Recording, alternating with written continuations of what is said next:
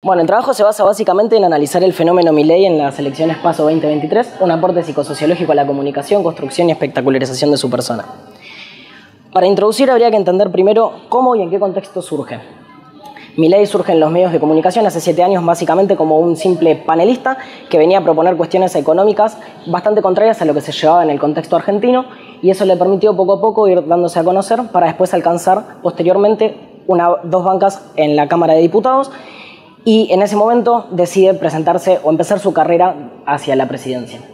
En un contexto sociopolítico argentino y económico en el cual está sesgado por unas fuertes crisis tal como él las presenta, casi con un 140% de inflación, 40% de indigentes, 40% de pobres, 10% de indigentes, a los cuales él quiere tratar de venir a solucionar, o por lo menos se propone como un líder para solucionar eso. El objetivo de este TFG es poder analizar desde una perspectiva interdisciplinar entre la psicosociología y las relaciones públicas la cuestión de cómo él construyó su persona, cómo se presentó a su electorado y cómo se sirvió de la espectacularización de la política a través de los medios para poder alcanzar esto. El marco teórico pertinente es la mirada ternaria de la sociedad propuesta por Moscovici, la cual plantea que los individuos, para poder entenderlos desde las perspectivas psicosociológicas, sería interesante entenderlos en relación con un grupo de alters o alter egos en relación a un objeto social particular. La persona, que es de la corriente del interaccionismo simbólico de la psicosociología, la cual pretende poder entender que las personas justamente se construyen a través de la interacción con los otros y con el contexto social donde se presentan.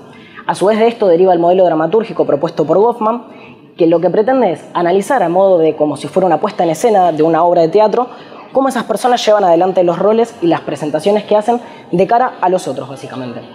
La mediatización y espectacularización de la política es básicamente cómo ganó terreno lo mediático frente a la política.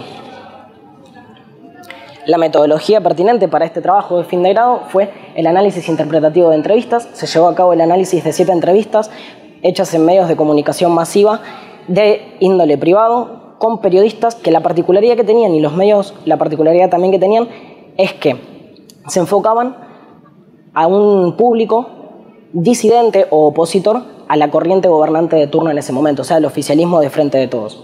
Así que se presentaba en esos medios y con esos determinados periodistas, no con todos, por la posibilidad que le presenta esto de poder presentarse hacia un público que comparte ciertas ideas. Algunos resultados de este análisis fue que el sujeto mantiene una línea discursiva que es muy reiterativa. Los escenarios en los que se presentan son justamente estos medios de comunicación masiva de índole opositor, con periodistas que son marcadamente opositores a la línea gobernante que había en ese momento, con estrategias de comunicación muy marcadas, muy histriónicas, muy eufóricas, de malestar o de descontento para con la clase política dirigente hasta ese momento. Los modos, justamente viene esto en línea con la cuestión de las estrategias, y viene más que nada, justamente como decía recién, vinculada a la idea de los alters. Como vimos, los alters son los grupos de los otros con los que un individuo o un ego se relaciona. Milei lo que hizo en su construcción fue realizar una construcción desde el interaccionismo simbólico, o sea, se construyó su persona en base a contraponerse a la política tradicional, en particular a los políticos tradicionales argentinos, a los cuales él utilizó una palabra que los denominó casta. Básicamente sus presentaciones fueron en contra de esta casta que para él llevó a la decadencia argentina. En el modelo dramatúrgico podemos ver que, bueno, justamente lo que hace el sujeto es presentarse con marcados rasgos de carácter, muy eufórico, muy apelando hacia el descontento de las otras personas, presentándose en un rol de economista, experto en el área, y que eso le va a permitir poder presentarse como un líder que pueda llevar adelante la reconstrucción de Argentina. A su vez, podríamos analizar detalles más pequeños, como que, por ejemplo, para poder compensar toda esta euforia y esta energía que presentaba en las entrevistas, su vestimenta se basaba básicamente en trajes sobrios negros con una camisa azul clara, que lo que pretendía transmitir al electorado es justamente cierta tranquilidad, cierta idoneidad, cierta frescura que si utilizaría otros colores, por ejemplo, no podría ser llevado adelante. La politización y la espectacularización.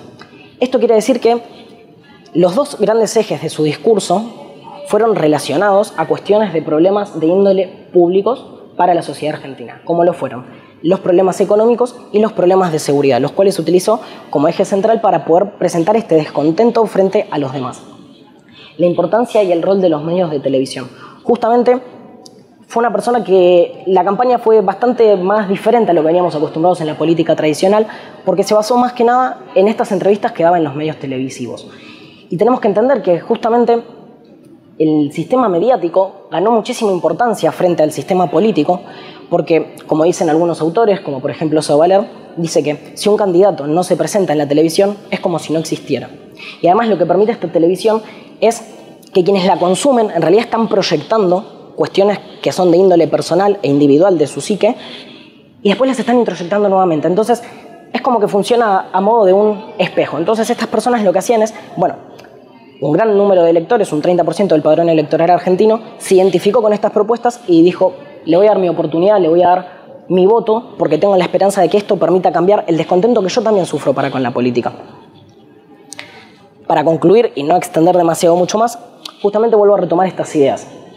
El ego, o sea, Milei, se presentó en contraposición con unos alters. Estos alters que él denominó, relacionados a la política, que es el objeto social, como casta.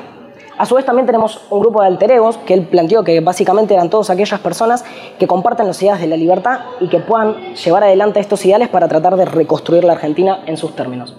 Su persona fue construida en base a la interacción que proponía simbólicamente tanto con esta casta como con los propios periodistas que se presentaba él mismo.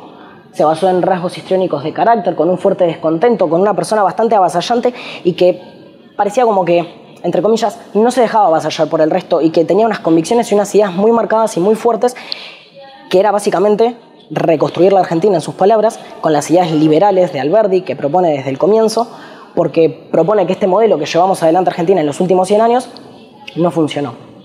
Ahí entra en juego los medios y la espectacularización.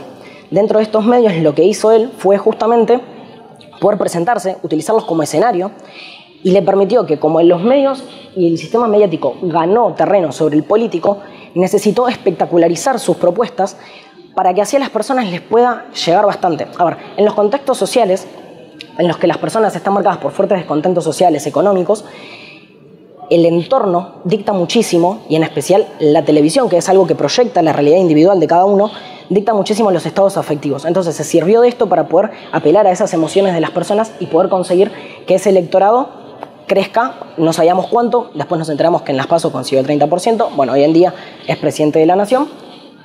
Y algo muy interesante es que también en estos medios lo que hizo fue servirse justamente como espectacularización el ser muy trágico con lo que proponía.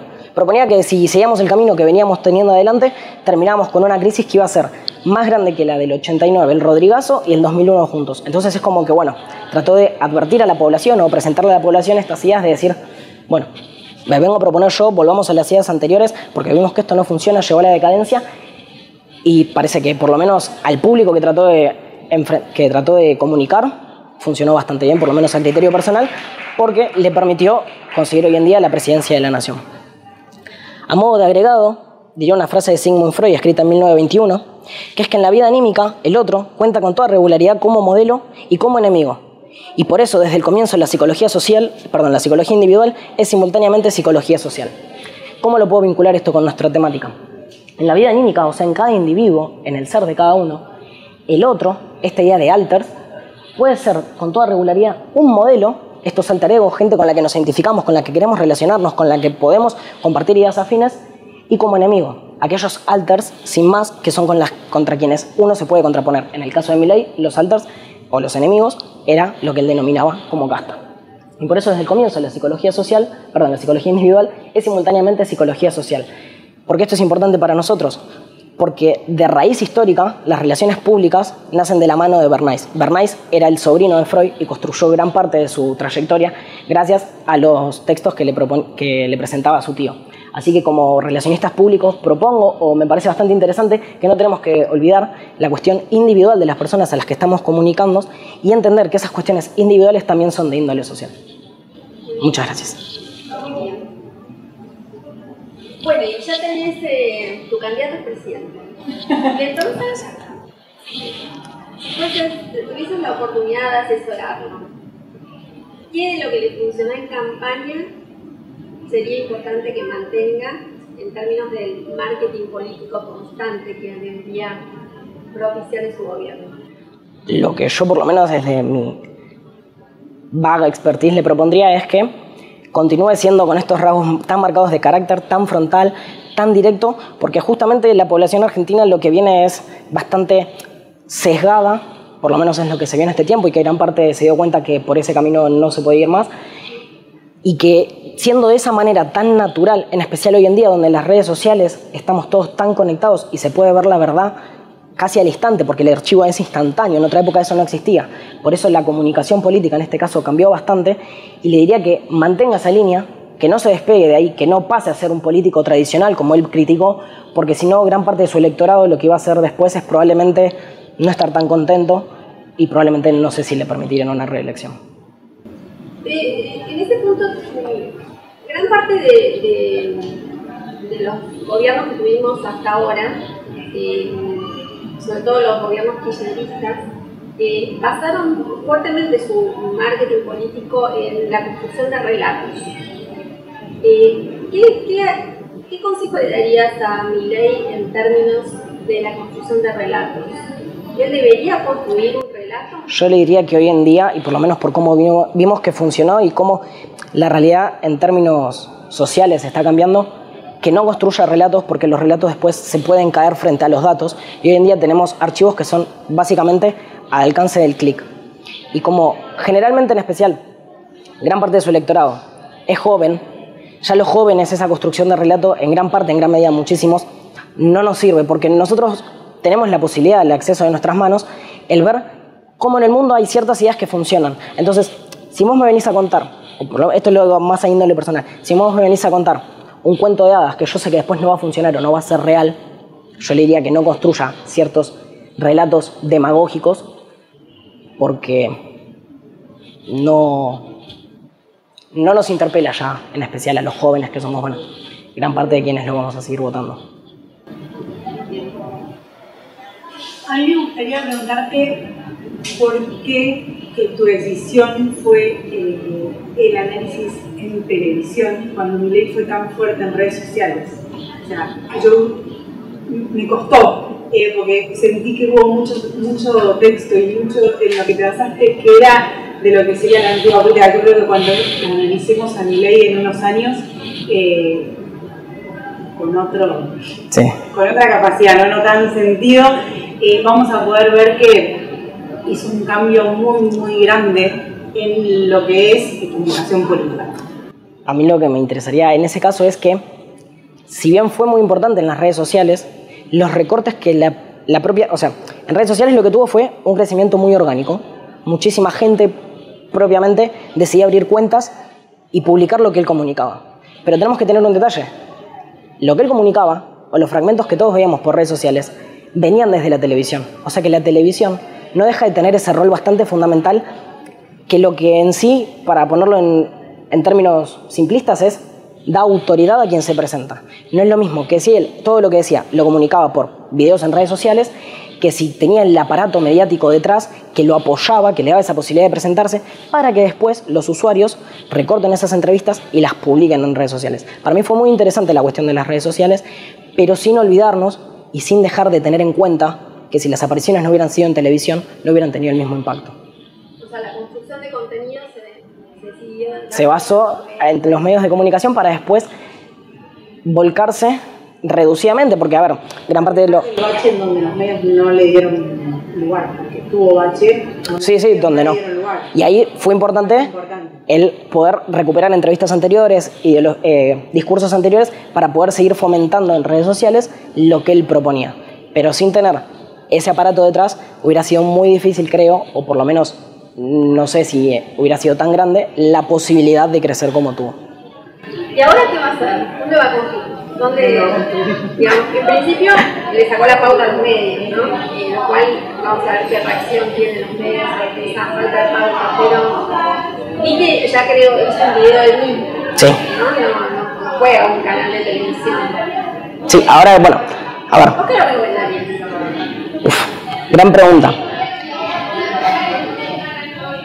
Hay que ver cómo le funciona lo que está haciendo, porque gran parte de su campaña sí se basó en televisión, y ahora él quiere tratar de copiar el modelo o por lo menos inspirarse, mejor dicho, en el modelo de Bukele, que lo que hace es comunicar directamente a sus electorados a través de Twitter. Por eso ni bien ganó el balotaje, generó la cuenta de oficina presidencial en Twitter, donde publica los comunicados de prensa sin intermediarios para que sean de público conocimiento y saber las medidas que él va a tomar. Bueno, ahora justamente en el día de ayer estaba viendo que publicó un video directamente él hablando sobre las cuestiones que le son pertinentes. Así que, la verdad, no sabría qué recomendarle. Le diría que probemos y veamos cómo funciona esta idea de conexión de uno a uno. Porque, a ver, si tengo que pensar en los jóvenes que fueran parte de su electorado, los jóvenes están bastante ceñidos a la idea de influencers, de comunicación uno a uno, de tener una figura, un rol, una autoridad diferente. Entonces, que esa autoridad sea muy cercana, porque él, a pesar de ser un líder trascendental, por ser el presidente de la nación, puede adquirir rasgos de un líder presencial, o sea, un líder cercano. Entonces puede comunicar a través de sus redes de manera individual, sí. ¿Puede ser recomendable? Y habría que probar. Hasta ahora rompió tantos paradigmas que uno nunca sabe qué puede pasar. Yo me arriesgaría, más que nada porque está todo cambiando, pero bueno.